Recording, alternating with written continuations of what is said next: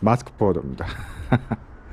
이번에 와서 발굴한 맥주인데 이게 맥주 맛이 제가 한국에서 자주 먹는 그 맥주 맛이랑 비슷해요. 순해요. 되게 순하고 다른 맛 안 나고 강하지도 않고. 그래서 이게 그 제가 한국에서 먹는 맥주가 그 카스였나 그게? 필라이트 최근에 나온 거 1.6리터짜리 그 3,000원짜리인가? 제일 싼 거 먹거든요 저는. 그래서 그거랑 맛이 너무 비슷해요. 거기 그거에다 전 또 얼음까지 타서 먹어서, 예. 1.6리터지만 사실상 2리터 이상은 먹는 것 같습니다. 얼음까지 해서. 오늘 장인어른 생신이라서 그 뭐야 그 할머님까지 오셨어요. 그러니까 장모님, 어머님까지 오셔가지고 연세가 좀 많으세요. 80 넘으셨는데 아직 정정하십니다. 예. 그래서 생일 파티 같은 거 하고 샤슬릭이랑 이제 비가 와가지고 지금은 괜찮은데 샤슬릭이랑 뭐야 그 와이프가 한 샐러드랑 장모님이 한 샐러드 있는데 그건 좀 짜가지고 덜 먹었습니다. 예, 걸리지 않게. 그리고 케이크도 하셨어요. 근데 케이크도 거의 너무 달아요. 그래서 저는 그냥 둘째 먹이는 척 하면서 그냥 한두 숟가락만 먹었는데 그 이제 며칠 남았죠? 내일 월요일이니까 5일 후면 가네요. 예. 근데 오늘은 그냥 조금 거리 갖고 나왔어요. 지금 안에 다 얘기하고 계신데 사실 저는 러시아 말을 못하니까 배워야 될 것 같긴 한데 거리 까고 나왔는데 저 걔만 같이 저랑 밖에 있는 거네요. 근데 오늘은 그 좀 무서워요. 그래서 뒤로 가겠습니다. 예. 언제 짖을지 몰라서. 그래도 거의 한 달 가까이 있으면 정이 들만 한데 그래도 짖어요. 오늘은 그냥 코딩 얘기보다는 또 이상한 영상, 옛날에 작년인가 한번 그런 거 올리지 말라고 가지고 게 있었어요. 오죽 열받으셨으면 보시고 그런 말씀 하셨는지 모르겠는데 제가 가끔 이상한 영상 많이 올리잖아요. 예. 보지 마세요. 괜히 혈압 오르시면은 안 보셔도 됩니다. 그래서 오늘은 아침에 무슨 기사를 봤는데 그게 무슨 기사였지? 프랑스 그 부인한테 맞은 애잖아요. 걔가 프랑스 대통령 마크롱 부인한테 맞았는데 맞은 이유가 무슨 뭐 여배우였대나 하여튼 그건 중요한 건 아닌데 제가 제대로 안 봤는데 걔가 이제 뭐야 엘리제 궁으로 이제 퀘벡 주지사죠. 그러니까 캐나다는 아시겠지만 그 퀘벡이 프랑스 거의 프랑스령까지 아니라 캐나다 건 맞는데 옛날에 이제 영국이랑 프랑스가 그 캐나다 낳고 싸웠잖아요. 뭐 영국이랑 프랑스가 싸운 거야 뭐 역사 내내 싸웠지만 그때 이제 퀘벡은 프랑스인들이 많이 살아가지고, 예, 아직도 그 퀘벡 그 주는 프랑스 국기랑 퀘벡 주 국기가 같이 있는. 그래서 거기는 사실상 프랑스라고 캐나다 거긴 한데, 예, 프랑스. 그래서 거기 주지사가 이제 엘리제공 간 그 기사가 나오더라고요. 그래서 거의 국빈 대우를 줬다. 왜냐하면 뭐 퀘벡이 사실상 프랑스 그런 정신이 강한다니까. 뺏기긴 했지만 캐나다에 영국한테 그런 기사가 나오길래 한번 생각이 나서 영상을 올려볼까 하는데 제 와이프가 그런 얘기를 많이 해요. 조만간 독일이 러시아를 칠 거다라는 말도 안 되는 얘기를 하는데 저는 안 믿는데 와이프는 뭐 아니면 말고 근데 자기가 생각할 때는 그게 10년 내든 5년 내든 친다는 거예요. 그게 말이 되냐. 야 2차 세계대전 얘기도 아니고. 근데 그래서 한번 그런 것도 있고 해서 나토 얘기를 한번 해볼까 합니다. 그래서 나토가 뭔지는 다 아실 거예요. 뭐 나초가 아니라 나토인데 죄송합니다. 예. 그 노스 애틀랜틱 어쩌고 저쩌고 노스 애틀랜틱 뭐였지? 나토니까 트리티 오르가니제이션인가 하여튼 북대서양 조약기구라고 해가지고 그 냉전 시대 때 2차 세계대전 끝나고 이제 냉전이잖아요. 그때 이제 미국이 유럽 나라들이랑 주관해가지고 이제 유럽 쪽이 일종의 미국의 방어선인 거죠. 그리고 이쪽 아시아 쪽은 일본. 우리나라는 좀 이제 사실 미안해 우리나라한테는 참 우리나라는 좀 안 됐지만 사실상은 방어선이 일본이었는데 우리나라까지 됐죠. 이승만 대통령이 쫄라가지고. 예. 그걸 이제 한미 방위 조약이라고 하죠. 예. 참 잘 맺은 조약인데 뭐 이건 정치적 이승만 대통령을 싫어하는 분들이 또 대한민국에 많아서 안 하겠습니다. 더 이상 얘기. 하여튼 그런 조약인데 일종의 유럽의 안보선이에요. 자유진영 안보선인데 많은 비용을 미국이 내고 뭐 퍼센티지 그런 것까지는 제가 못 외워서 비용을 내고 미국이 주도하는 모임입니다. 일종의 자유서방지연 모임이고 러시아 입장에선 꼴보기 싫은 모임이죠. 근데 이제 나토를 미국이 탈퇴한다는 뉴스가 많이 나오더라고요. 그래서 제가 볼 때도 탈퇴할 것 같긴 한데 뭐 트럼프뿐만 아니라 트럼프가 뭐 미친 짓을 많이 하긴 하는데 이 사람이 이제 임기가 끝난다고 해도 계속 그 기준은 많이 이어갈 것 같아요. 공화당이 정권을 잡더라도. 왜냐면 지금 민주당도 삽질을 많이 하고 있어서 민주당이 100% 이긴다는 보장도 없는 것 같더라고요, 보니까. 근데 보면은 나토를 사실상 미국이 탈퇴하면 제가 볼 때 와야 될 가능성이 높거든요. 그럼 이건 제가 볼 땐 적자생존이에요. 각계 전투죠. 왜냐면은 일단은 유럽에서 핵을 갖고 있는 나라는 영국이랑 프랑스밖에 없어요. 영국이 지금 유럽연합에 꼈나요, 다시? 안 꼈나요? 근데 브렉시트 한 다음에 꼈는지 안 꼈는지 제가 잘 기억이 안 나는데 사실상 해구산을 제공할 수 있는 나라는 프랑스랑 영국이에요. 근데 제가 알고 있기로 핵무기를 세계에서 제일 많이 가진 나라가 미국이랑 러시아거든요. 그 다음 중국인데 그 미국, 러시아랑 중국 그 두 나라 합친 거에 비해서 중국은 되게 소량을 갖고 있어요. 그래서 미국이 핵 얘기할 때마다 중국이 헛소리 하지 말라고 할 수가 있는 게 중국은 그만큼 핵무기를 많이 안 갖고 있어요. 미국이랑 러시아만큼. 그러니까 두 나라가 제일 많이 갖고 있는데 영국, 프랑스도 그 핵 보유 숫자까지는 제가 모르겠어요. 그것도 뭐 네이버 그런 데는 다 나오는데 그만큼 영국, 프랑스도 자기네들 나라 방어하기 급급하고 사실상 자기네들 생존을 위해서 쓰는 거지 그게 뭐 유럽, EU, 나토를 전부 다 이렇게 방어할 수 있는 수준이 아니란 말이에요. 실제적으로 나토, 유럽의 해구선이 될 수 있는 나라는 유일하게 미국밖에 없어요. 그거는 우리나라, 일본도 마찬가지예요. 그러니까 미군 뭐 감축하네 뭐네 그거는 상징적인 거고 우리나라도 지금 2만 명 있나요? 독일에 3만 명 얼마 있고 일본도 한 2, 3만 명 있을 거예요. 그 숫자 줄고 늘고 그거 중요한 게 아니라 미국이 핵 우산을 제공해 줄 수 있냐는 거죠. 그러니까 재래식 무기 뭐 100발 얼마 많이 갖고 그런 건 다 소용없어요. 핵무기 하나면 돼요. 그러니까 지금 뭐 전 세계 핵무기 갖고 있는 나라가 9나라인가요? 미국, 영국, 프랑스, 중국, 러시아, 이스라엘, 파키스탄, 인도. 그 다음 북한도 사실상 공식적으로 핵이 있죠. 탄두수는 아직은 적지만. 그래서 핵이 중요한 거죠. 핵무기 하나면 돼요. 제가 옛날에 블로그에도 써놓은 거 있지만 핵은 대한민국도 갖고 있어야 되는, 전 개인적인 생각인데 저는 핵무기 대한민국 갖고 있어야 된다고 봐요. 남한도.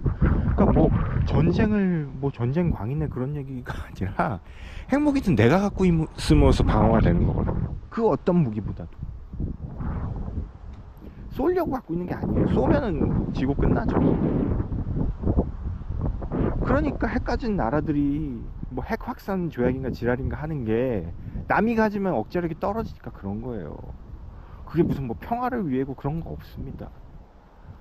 그러니까 북한도 그렇게 이를 악물고 가져서 결국 가졌잖아요. 물론 뭐 북한이야 사실상 모든 여력을 다 그 핵무기에 쏟기 때문에 인민들이 굶어 죽고 있지만 지금 그래서 저는 대한민국도 핵을 가져야 된다고 봐요. 핵잠이야 당연히 가져야 되고요. 그러니까 그거를 뭐 정권 전파를 떠나서 그런 걸 노력을 해야 되는데 어찌됐든 미국 똥구멍을 굴든 뭐 미국한테 압을 떠드내가지고 핵을 갖고 있으면 끝나요. 아무도 못 건드려요. 미국도 함부로 말 못해요. 핵무기 있으면. 그래서 저는 개인적으로 핵 무장론자고요. 예. 아 이거 욕먹는 거 아닌지 모르겠는데 하여튼 나토 얘기는 넘어가서 예. 나토는 그래서 그때 이제 설립이 됐는데 이 나토라는 게 결국 이제 확장을 거듭해서 왜냐면 지금 구소련이 90년도 무너졌잖아요. 그래서 확장이 돼가지고 계속 이제 결국은 러시아 앞마당까지 온 거죠. 근데 계속 러시아는 경고를 했어요. 더 이상 확장하지 말라. 짜증난다. 내 앞마당에 자꾸. 그러니까 자기네들 옛날에 그 소련 연방 때 침공해가지고 얻은 그 나라도 있잖아요. 뭐 우리가 아는 폴란드, 뭐 슬로바키아, 뭐 체코 다 이런데 소련 연방이잖아요. 침공해가지고 했던. 실제로 전 거기 가봤거든요. 뭐 라트비아 이런 데도 가봤는데 그때 이제 소련이 쳐들어와가지고 이제 반동분자라고 하나요? 뭐라고 하죠? 걔네 말로 공산주의. 그 사람들 많이 잡아다가 고문하고. 그러니까 우리나라 왜 일제시대 때 독립투사들 고문하듯이 그런 거 되게 많이 죽였어요. 예. 싫어할만 하더라고요. 그래서 그런 독립한 나라들까지 지금 다 EU에 넘어가고 나토에 넘어가다 보니까 그게 싫은 거죠. 그러다 보니까 지금 나토는 제가 볼 때도 미국이 사실상 탈퇴할 것 같고, 그렇게 되면 이제 각계 전투가 되는데, 각계 전투가 되면 또 어떤 일이 생기냐, 알게 모르게 독일, 프랑스, 영국은 셋 다 라이벌 의식이 있단 말이에요. 세 나라들끼리 역사 내내 싸운 게 그 세 나라거든요. 지구받고 싸우다가 최근에 싸운 게 2차 세계대전이고. 예. 근데 독일이랑 프랑스는 지금 일단 영국은 유럽연합이 아니니까 제외하고, 꼈는지 모르겠어요 다시. 근데 주도권은 서로 지고자 하는 거죠, 속내가. 그리고 프랑스는 또 독일이 최근에 이제 무장을 하기 시작했잖아요. 예. 그게 싫은 거죠. 2차 세계대전에 그 악몽도 있고. 그러니까 자기가 키를 쥐고 드라이브를 하고 싶은데 또 독일이 있으니까 그렇게 함부로 못하고. 예. 지금 EU 총장인가 그 아줌마도 아마 독일 여자일 거예요. 예. 이름 되게 어려운 아줌마 있잖아요, 가끔 나오고. 하여튼 서로 그런 라이벌 의식이 있어서 주도권은 안 주려고 하고, 독일은 또 이번이 기회죠. 핵무장할 만한. 이건 제 개인적인 생각인데, 전쟁을 일으킨 나라는 언젠가 또 일으킵니다. 네. 대표적인 예로 우리 옆 나라 있죠, 일본. 군국주의가 있는 나라는 언제든 다시 일어날 가능성이 있어요. 언젠가는. 독일도 마찬가지예요. 저는 제가 제일 싫어하는 말이, 나치가 2차 세계대전에 이뤘단 말이 제일 싫어요. 왜? 아니, 나치 당을 독일 애들이 뽑은 거라니까, 독일 사람들이. 나치가 어느 날 와서 독재를 한 게 아니라 민주주의로 걔네 투표해서 된 당이에요. 정권 잡은 당이에요. 공산주의가 아니에요. 공산주의는 투표 안 하잖아요. 근데 이 나치는 투표해서 낸대요. 그래서 지들이 정권 잡아가지고 유태인 죽이고 그렇게 하는 거라니까요. 그러니까 독일도 언젠가는 기회가 되면 전쟁 일으킬 수 있는 나라예요. 왜?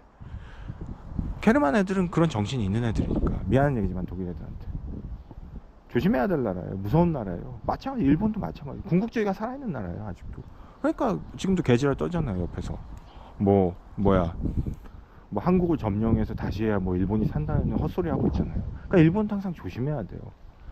같은 미국 아래 해구산 아래 있지만 견제할 건 견제하고 또 좋게 지낼 땐 좋게 지내야 되는데, 우리나라는 자꾸 뭐 장리당파에 얽혀가지고 뭐 서로 그러는데 투트랙으로 가야죠.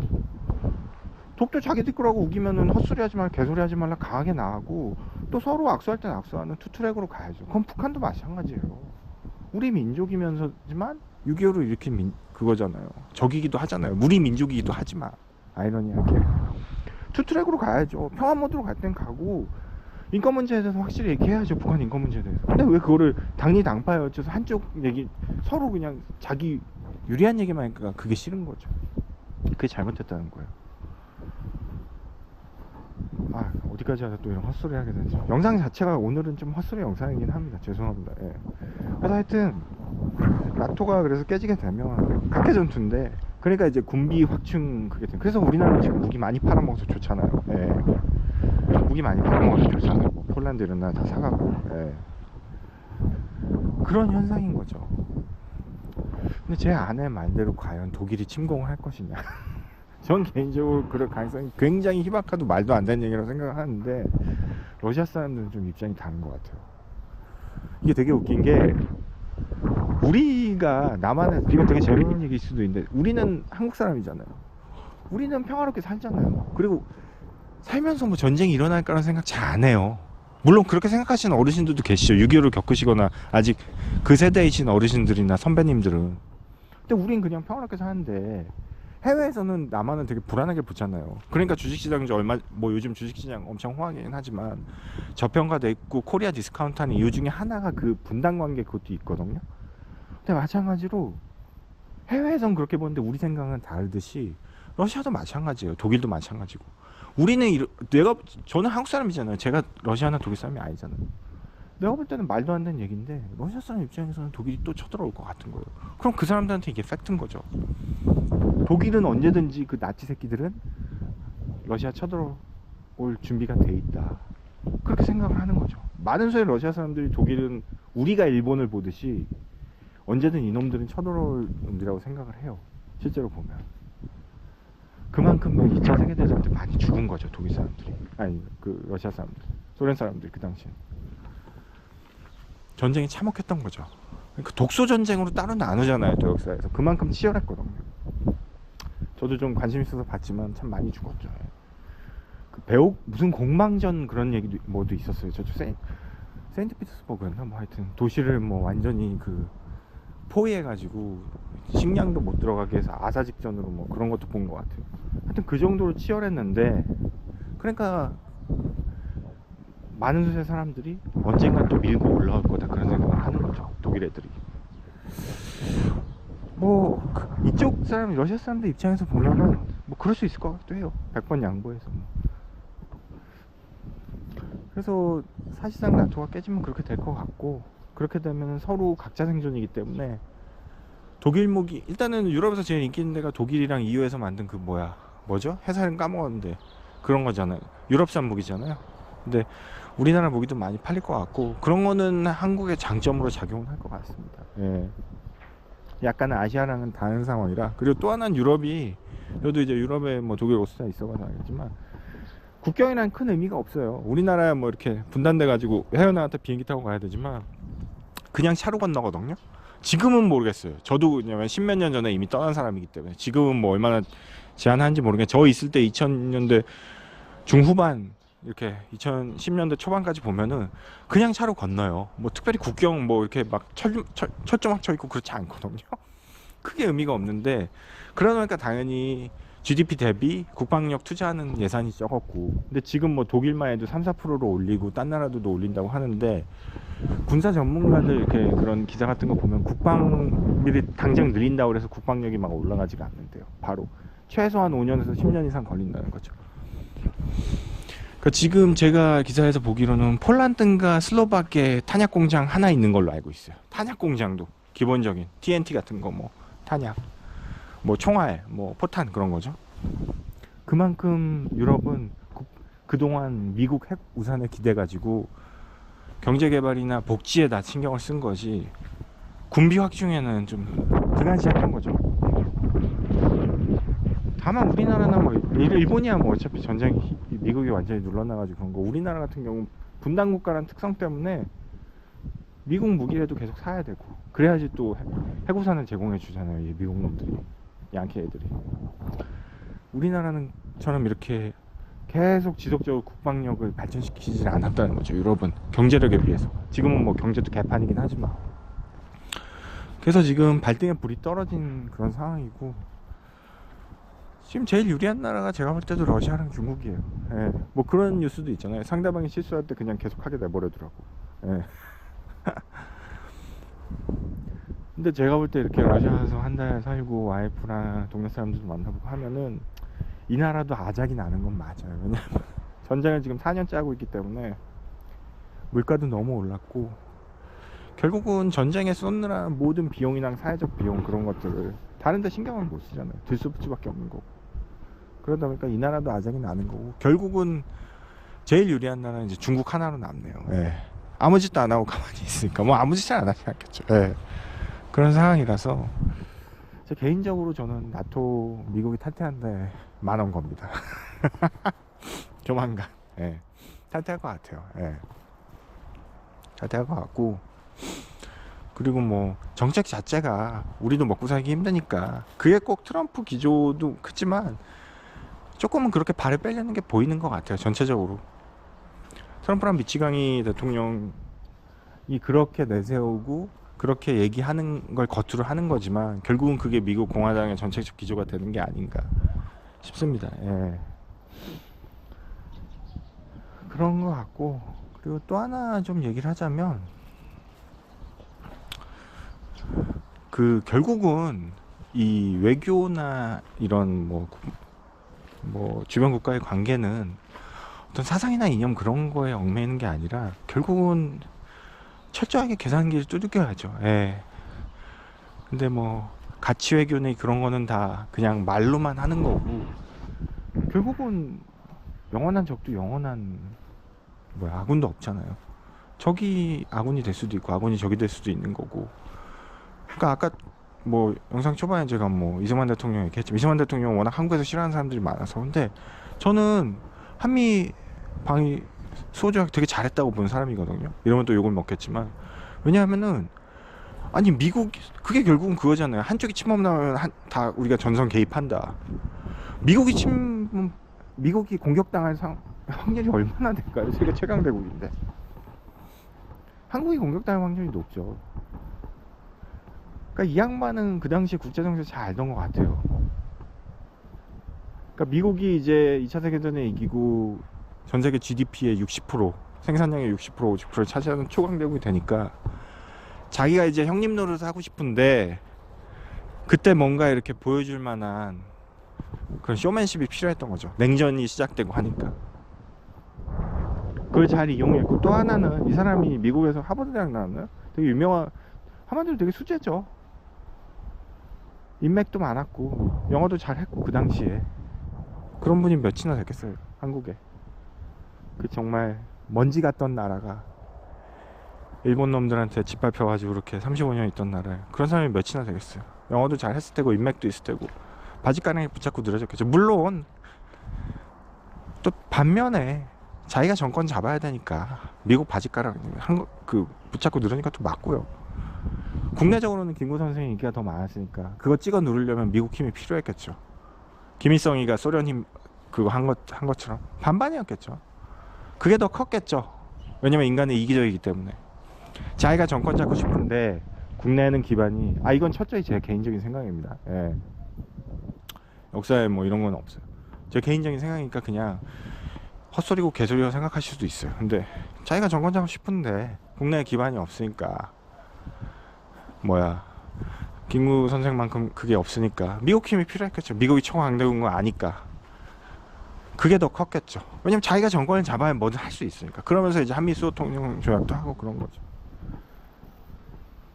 여하튼 그랬잖아요. 김일성이가 그 소련 힘 갖고서 자기 라이벌들 다 죽이고 정권 잡는 거랑 똑같은 거죠.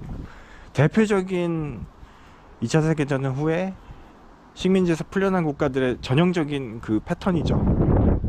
외색 힘을 빌어가지고 정권을 잡은 다음에 독재로 가는 거. 어쩔 수 없어요. 이게 패턴이에요. 근데 거기서도 우리나라는 정말 천우신조죠. 경제 발전을 했어요. 윗대가리들만 처먹은 게 아니라. 기적인 것 같아요. 네. 여기까지 하여튼 그 다음 얘기는 다 아시는 거고. 하여튼 그런 거고. 그래서 참 러시아도 보면은 답이 없다 참. 나도. 네. 그나마 이제 갖고 있는 게 핵. 네. 핵이고.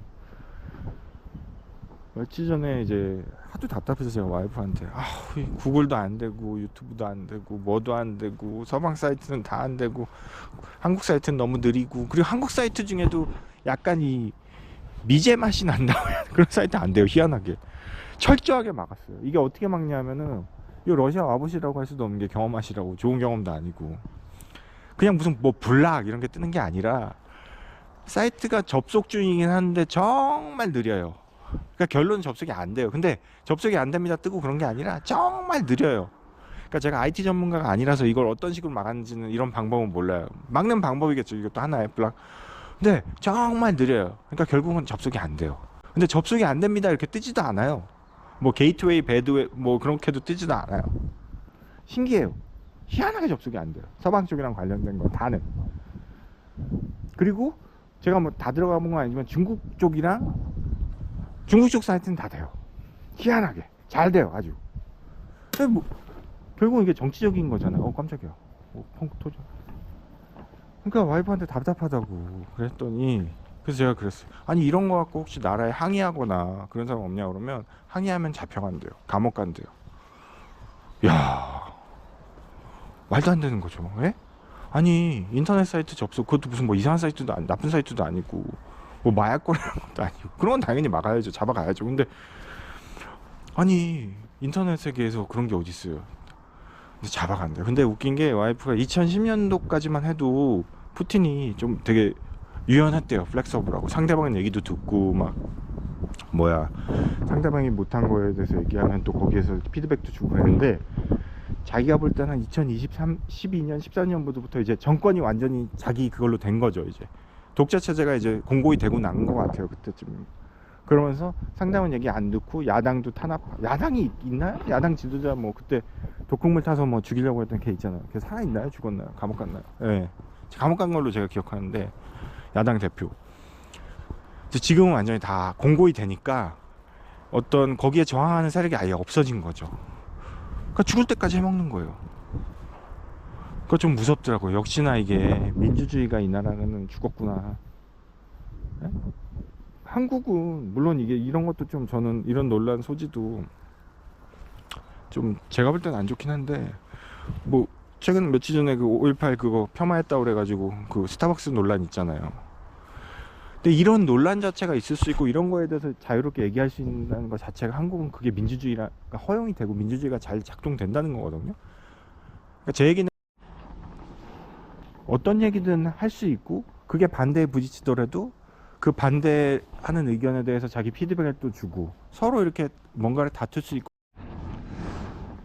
아, 죄송합니다. 배터리가 나가서, 예, 배터리 충전은 항상 게을리하기 때문에, 예, 다시 충전하고 하려고 하다 보니까 생각이 안 나네요. 무슨 얘기를 했는지 다 까먹었는데, 아, 그 인터넷 얘기 했었죠. 예. 그냥 워낙 이쪽 서방 쪽이나 한국 쪽 웹사이트 접속 안 되는 게 많아서, 뭐 물론 다음 이런 건 돼요. 네이버 뭐 이런 건 되는데, 특정 뭐 선사 사이트라는 거 그런 것도 말씀드렸듯이 안 되고, 예, 신기하더라고요. 뭐 핫박 독일 거 안 되고, 뭐 코스코 중국 그런 건 돼요. 잘 돼요, 아주 중국 쪽은. 근데 서방 쪽은 안 돼요. 또 근데 되게 웃긴 게, 스위스 같이 MSG 있잖아요. 스위스는 아시겠지만 중립국이잖아요. MSG는 잘 돼요. 신기한. 그러니까 정말 정교하게 막아놨더라고요. 예, 정말 정교하게 막아놔서 놀랐습니다. 예. 옆집은 이제 하실 그 뭐냐, 그 씨앗 뿌리시려고 저렇게 다 해놓으셨네요. 예. 그때 잔디만 깎는 줄 알았는데, 예. 그래서 하여튼 제 그런 거 같아요. 그러니까 여기도 이제 저항 세력이 없는 거죠. 야당이 없고, 야당이라고 표현하면 좀 그렇고 정말 민주주의 세력인 거죠. 없으니까 완전 독재를 하는 거고, 뭐 중국도 똑같지만 부작용이 많죠. 예. 그러니까 항상 중국을 발전이 제한적이라고 이렇게 예측하고 하는 학자들이 하는 얘기가 다 그거거든요. 자유민주주의가 아니다. 한계가 있다. 근데 제가 봐도 한계가 있어요. 그런 나라들은. 예. 그러니까 미국이 뭐 세계 최강 대국이 될 수밖에 없는 게, 뭐 여러 가지 뭐 인프라나 그런 것도 좋지만 결국은 자유거든요. 뭐든지 자유롭게 할 수 있다 보니까, 예, 뭐든지 시도할 수 있고, 그러다 보니까 좋은 결과가 나오는 거죠. 그러니까 그런 거 있잖아요. 마약 같은 것도 중국에서는 마약 소지하거나 뭐 핸들링하면 무조건 사형이잖아요. 근데 사람들이 그래요. 뭐 우리나라 음주운전 심하잖아요. 음주운전으로 얼마 전에 뭐 관광 온 일본인 모녀도 다치고 돌아가시고 그런 거 보면 참 마음이 그런데, 음주운전 하면 사형시키면 되지. 뭐 무기징역 시켜라 그렇게 하는데 말은 쉬워요. 근데 그렇게 하면은 그게 가능치가 않아요. 그렇게 할 수 있는 나라가 중국, 러시아 이런 나라는 가능하겠죠. 근데 희한하게 그렇게 하면 내 자유도 제한이 돼요. 세상 논리가. 그러니까 음주운전이나 뭐 마약 그런 거 사용시키면은 딴 거는 그렇게 안 할 것 같잖아요. 그렇게 안 돼요. 똑같이 가요. 그러니까 이게 인권이라는 게 되게 재밌는 게, 민주주의 사회에서 인권이라는 거는 내 인권도 중요하지만 다른 사람 상대방 인권도 중요하거든요. 아무리 나쁜 짓을 한 천벌 받은 놈이라도 최소한 변호할 수 있는 권리라던가 인권이란 게 있는 거죠. 참 아이러니한 건데, 무슨 뭐 옛날 함무라비 법전처럼 뭐 상대방이 날 다치 뭐 눈을 뭐 그런 거 있잖아요. 아이 포 원 아이 그러잖아요. 뭐 눈 뽑아갔으면 상대방 눈도 뽑고, 그렇게 하면 너무 뭐 좋다는 표현이 그렇지만 그렇게 하면 너무 단순하죠. 간단한데 그게 안 된다는 거죠. 민주주의 국가에서는 엄연히 법이라는 게 있고 헌법이라는 게 있잖아요. 그러니까 이게 어떻게 설명을 해드려야 되죠? 그러니까 내 자유가 보장받으려면 상대방도 자유가 보장이 돼야 돼요. 그러니까 그나마 제가 볼 땐 가장 이상적이라고 그러긴 그렇고, 현실적으로 법이 제일 잘 돼 있는 나라는 전 미국이라고 생각하거든요. 왜냐하면 제가 뭐 미국을 존경하고 미국을 좋아해서가 아니라, 그래도 그 다민족 국가라던가 아니면 영국에서 종교 자유 때문에 도망쳐온 그 사람들이 세운 나라지만, 그래도 나쁜 짓 한 데에 대해서는, 예를 들어서 그 뭐 트럼프가 지금 그 뭐 연루되었다는 그 앱스타인 파일 있잖아요. 그것도 그 앱스타인이라는 애가 얼마나 돈이 많은 애예요. 그러고서 이제 뭐 정재계 로비하고 여자 대준 거잖아요. 그것도 미성년자를. 그러니까 그것 때문에 그렇게 뭐 100년형 몇십 년형 받고 감옥에서 자살한 거잖아요. 근데 저는 그런 생각이 들어요. 한국 같으면 그게 가능했을까? 글쎄, 저는 한국 같았으면 그렇게 종신형 못 받았을 것 같아요. 일단 법 자체가 그런 법이 없고 한국은 법이 약하잖아요. 그래서 그거 갖고 막 고쳐야 된다고 그렇게 얘기를 하잖아요. 근데 미국은 그만큼 경제사범이든 뭐 그런 성범죄든 그런 거에서 엄하게 한단 말이에요. 안 좋은 점도 많지만 그래서 가장 현실적으로 법망이 제일 잘 되는 나라가 미국 같아요, 저는. 근데 나쁜 짓만 해놓은 걸로 극형을 주는 나라는 중국이랑 러시아잖아요. 중국 같은 데 마약 가지면 사형이니까. 근데 사람들이 중국이 법망이 미국처럼 잘 돼 있다고 얘기를 하나요? 아니죠. 거긴 인권이 없는 거죠. 인권이 없으니까 물론 마약도 죽을 죄를 짓는 게 맞죠. 근데 미국이나 다른 나라는 사형은 안 시키잖아요, 최소한. 왜냐면 마약 소지자한테도 인권이라는 게 있기 때문에. 그 인권을 존중하는 나라이기 때문에 그나마 딴 사람들 인권이나 내 인권도 존중을 받는 거죠. 그러니까 옛날에 코로나 때 뭐 그런 적 있었잖아요. 왜? 프랑스 사람들은 차라리 걸려 죽느니 뭐 우리나라는 막 사실 코로나로 정치 방역도 많이 했잖아요. 그것도 통제도 많이 하고 불편하게. 그거에 대해서는 논란의 여지가 있어요. 어떤 사람들은 차라리 뭐 그 홍정욱 씨인가 되게 유명한 사람 있잖아요. 국회의원 하시고 칠막시장 그 사람이 뭐 미국에는 이렇게 자유롭게 하는데 우리나라는 그래서 엄청 비판받았잖아요. 근데 그 사람 말도 일리는 있어요. 자유롭게 해줘야지 왜 셧다운 시키냐. 근데 그거는 어쨌든 목숨의 문제잖아요. 걸리면 죽으니까 정부에서 막은 걸 못 만나게 한 거잖아요. 거리두기로 제한하고. 근데 프랑스는 뭐 그걸 자유를 제한하고 뭐 인권 침해 막 그런 얘기 했잖아요. 근데 결론적으로 놓고 봤을 때 일단은 목숨을 건지는 게 중요한 거라고 봐요, 저는. 일단은. 그래서 많이 안 걸린 것도 있었고. 근데 프랑스는 그때 제가 인상 깊었던 게 차라리 그렇게 하면은 뭐 개인정보도 뭐 유출되고, 그게 뭐 QR코드였나? 그거 갖고 나온 얘기일 거예요, 아마 프랑스 그게. 애들이. 개인정보 유출되니까 안 하고, 뭐 걸리고만 안 해, 막 그런 얘기 있었어요. 근데 뭐 예를 든 거지만, 결국은 자유를 제한하면은 인간의 권리라던가, 인간의 자유가 어쨌든 법망에 의해서 제한이 되거든요. 그러니까 이게 되게 제로섬 게임 같은 거예요. 한쪽이 눌리면 한쪽이 일어나고, 한쪽을 또 다른 쪽을 누르면 한쪽이 이렇게 일어나고 그런 거거든요. 풍선부풀어 오르듯이. 그러니까 나쁜 범죄만 이렇게 골라가지고 뭐 그 나쁜 범죄라는 것도 개인마다 개인차가 있고 어떤 차이가 있잖아요. 각각 시각이 다르고. 뭐 예를 들어 마약 사범이라던가 뭐 음주운전하는 사람들 다 사형시키고 나머지 범죄는 또 약하게 한다. 그게 안 되거든요. 중국이나 이런 나라들은 극형으로 가는 거고, 그 나라는 인권이 없으니까. 얼마 전에 뭐 트럼프가 이제 중국 방문해가지고 별 소득 없이 갔잖아요. 중국 시진핑만 이렇게 이미지가 좋아졌잖아요. 별거 소득도 없이. 거기서 그 사람 이름이 생각이 안 나요, 제가. 그 사람이 뭐 한 사람이냐면은 되게 의류사업회 가서 성공한 사람인데 지오다노인가 뭔가. 제 이름이 틀릴 수도 있습니다. 근데 한마디로 중국에서 자유민주주의를 외쳤어요. 홍콩 지지하고 막. 되게 유명한 사람이에요. 그리고 재벌이에요. 근데 그렇게 했는데 중국에서 그럼 잡혀가잖아요. 자유민주주의 외치면 홍콩 지지하고. 근데 안 도망갔어요. 재벌인데. 그렇게 돈이 많고 미국이든 어느 나라든 갈 수 있는 사람인데 그리고 그냥 잡혔어요. 그래서 지금 중국 감옥에 있어요. 종신형 받았을 거야 아마. 뭐 반역죄 뭐 그런 거 있잖아요. 그걸 뭐라 그러죠? 우리나라 옛날에 독재 정권 때 그런 거 그걸 뭐라 그러죠? 대공법 뭐 그런 거에 걸려가지고, 예, 그런 걸로 쳐넣은 거죠. 중국 정부에서, 공산당에서. 안 도망갔어요. 대단한 거거든요. 그렇게 돈 많고 권력 많은 사람이. 그래서 저는 개인적으로 그 사람 존경해요. 왜? 정말 그건 아무나 못하는 거거든요. 그래요, 중국은. 무슨 얘기 하려다 이 사람 얘기를 했죠? 그러니까 자유민주주의가 아니에요, 그거는. 그러니까 이런 나라에서 당연히 마약사범쯤이야 사형시킬 수 있죠.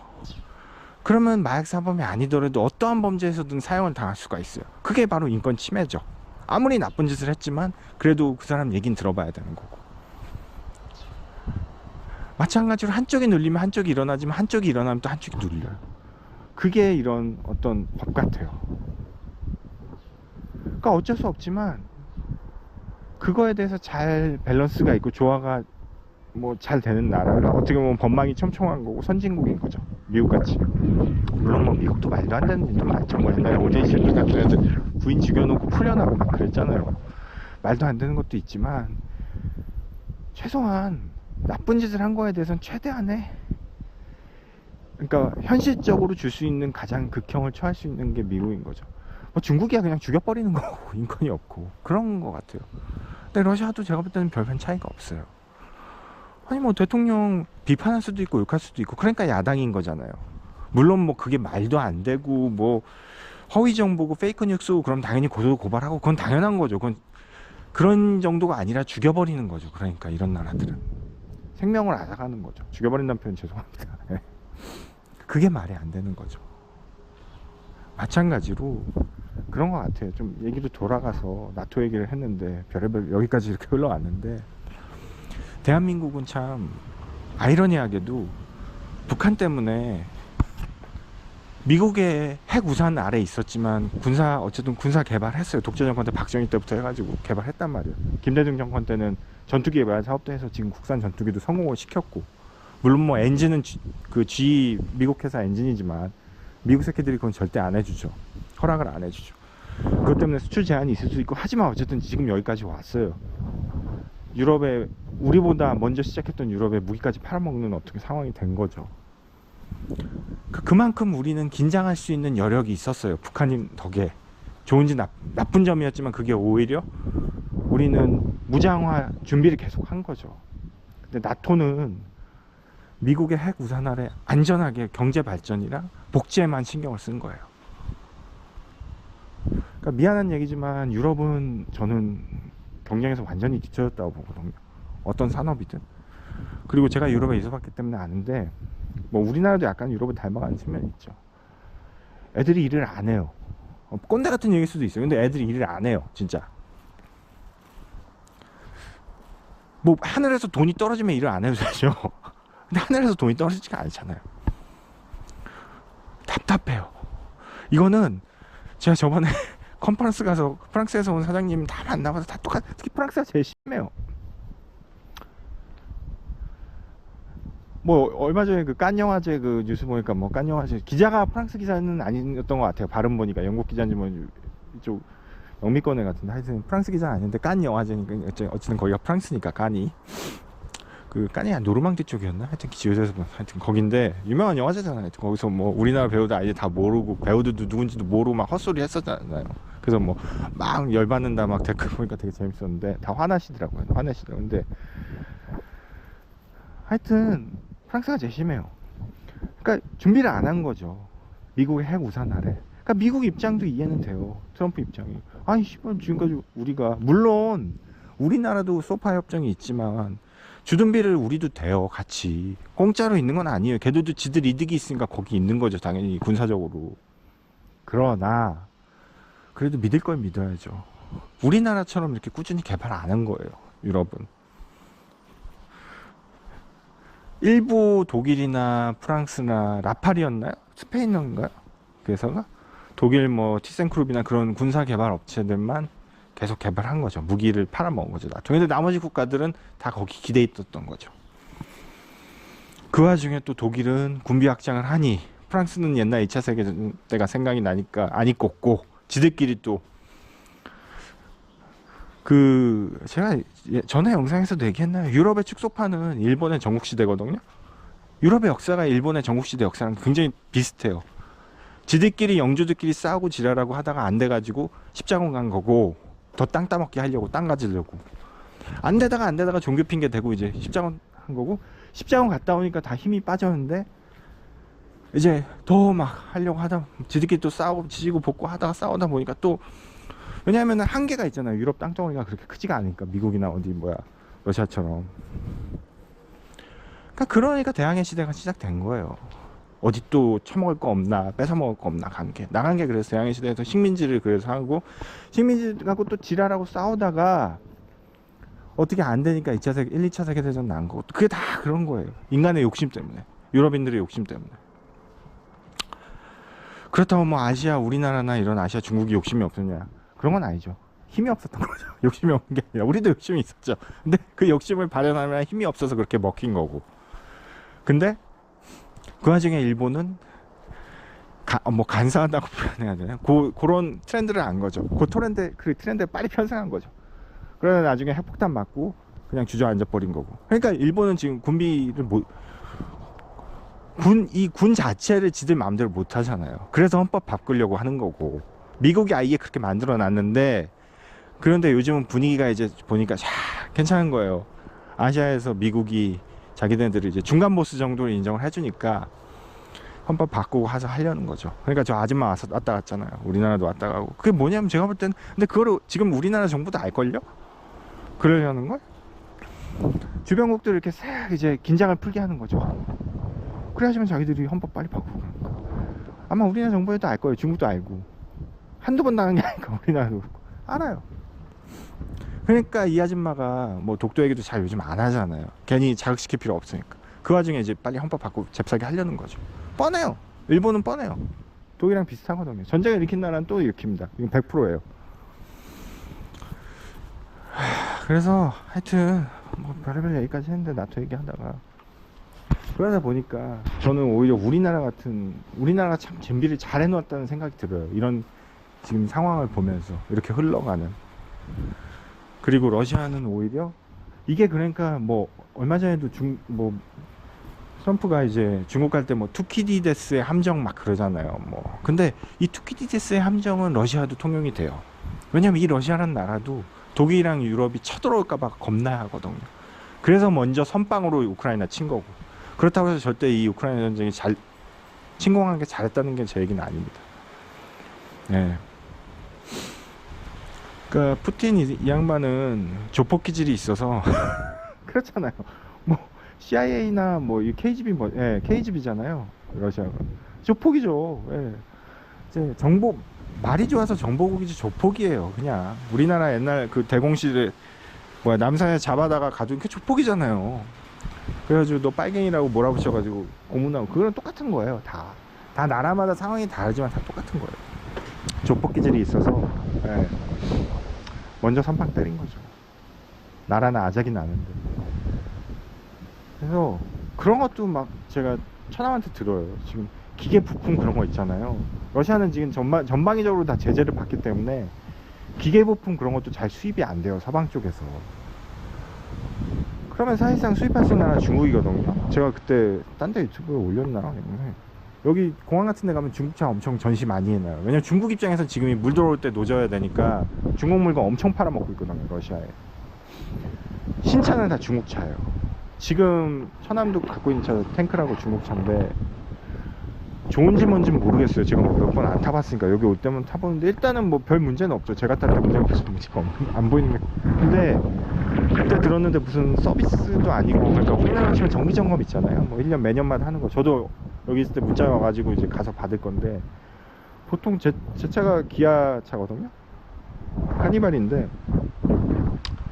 정기점검 돈 안 받거든요. 특별하게 뭐 자기가 엑스트라로 하고 싶으면 돈 내는데, 여긴 정기점검 얼마냐는데 거의 한 50-60만 원을 내셨어요, 장모님이 그때. 그래서 와이프한테 그 얘기 듣고, 말이 되냐고, 무슨 중국차가 정기점검이 50-60만 원, 무슨 부품을 나는 것도 아니고 그냥 쓱 한번 보는 건데, 그렇다고 뭐 특별하게 뭘 받은 것도 아닌 것 같은데. 그러니까 천암 여기 와서 물어보니까 여기는 어째서 선택권이 없다고. 다 중국차라서.